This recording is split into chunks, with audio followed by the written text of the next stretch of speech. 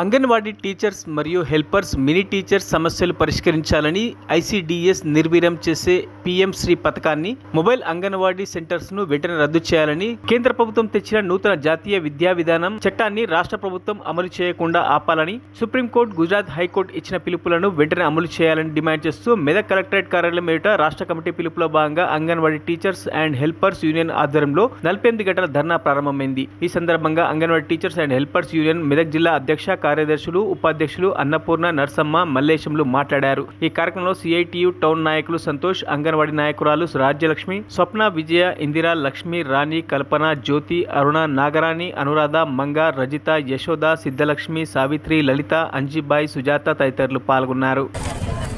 వద్దనుకుంటున్నాం. Mobile పథకాన్ని కూడా mobile anganwadi సెంటర్లు రద్దు చేయాలనుకుంటున్నాం.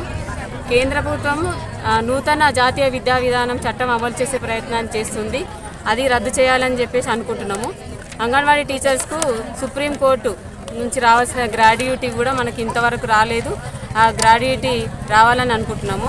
మేనిఫెస్టోలో మాకు 26,000 రూపాయల కనీస వేతనం ఇస్తామని చెప్పేసి అన్నారు. ఇప్పటివరకు అవి కూడా హామీలు నెరవేర్చలేదు. 2017 నుంచి మాకు టీఏడిఎల్ కూడా ఎలాంటివి ఇవ్వకుండా మళ్ళీ ఆరోగ్యలక్ష్మికి సంబంధించిన మెనూ ఛార్జీలు కూడా పెంచట్లేదు.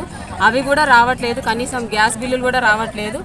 మంత్రి సీతక్క గారు రిటైర్మెంట్ బెనిఫిట్ ఇస్తాము అని చెప్పేసి టీచర్లకు ఆయాలు ఇస్తామని చెప్పేసి ఇప్పటివరకు హామీలు ఇచ్చారు.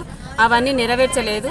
ఇప్పుడు బడ్జెట్ సమావేశాలు జరుగుతున్నాయి కాబట్టి మాకు బడ్జెట్ కేటాయించి మాకు ఇచ్చిన హామీలను నెరవేర్చాల్సిందిగా ఈ 2 రోజుల సమ్మెను మేము 48 గంటల ధర్నా ఈరోజు 17, 18 తేదీలలో జరపాలని రాష్ట్ర కమిటీ నిర్ణయించింది.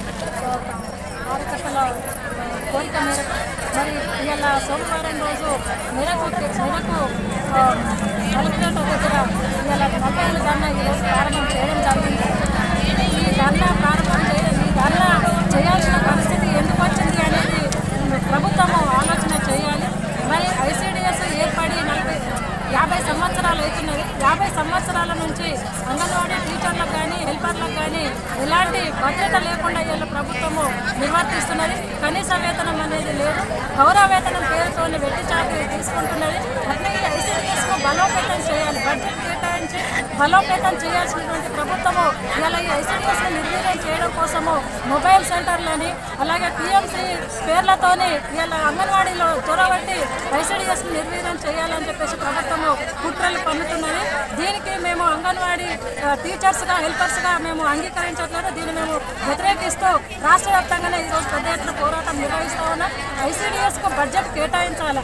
ఐసీడీఎస్ని దేనికోసం ప్రారంభం చేసినప్పుడు దారిద్ర్య రేఖకు దిగువ ఉన్నటువంటి గర్భిణీ బాలింతలు అట్లనే మాతృ మరణాలు శిశు మరణాలు తగ్గించాలని గర్భిణీ బాలింతలకు పోషకాహారాన్ని అందించాలని చెప్పేసి ఐసీడీఎస్ కేంద్రాలను ఏర్పాటు చేసినాం. కాలం మారిన 50 సంవత్సరాలు వచ్చినప్పటికీ కూడా ఐసీడీఎస్ యొక్క అవసరము ప్రజలకు అనేకంగా ఉంది. కేవలము పిల్లలకు ఫుడ్ మాత్రమే పెట్టడం లేదు. అనేక సేవలు అంగన్వాడీ కేంద్రాల ద్వారా అంగన్వాడీ టీచర్లు అందిస్తూ ఉన్నారు. మరి ఐసీడీఎస్కు బడ్జెట్ కేటాయించకుండా ఈరోజు నిర్వీర్యం చేస్తూ గౌరవేతనం తక్కువ ఇస్తూ గట్టి చాకరీ చేయించుకుంటూ ఇది నిర్వహిస్తూ ఉంటే ప్రభుత్వము మేము చూస్తూ ఉంటాం. కాబట్టి మేము ప్రభుత్వాన్ని డిమాండ్ చేసేది ఒకటే. మరిన్ని అప్డేట్స్ కోసం మా ఛానల్ని సబ్స్క్రైబ్ చేయండి.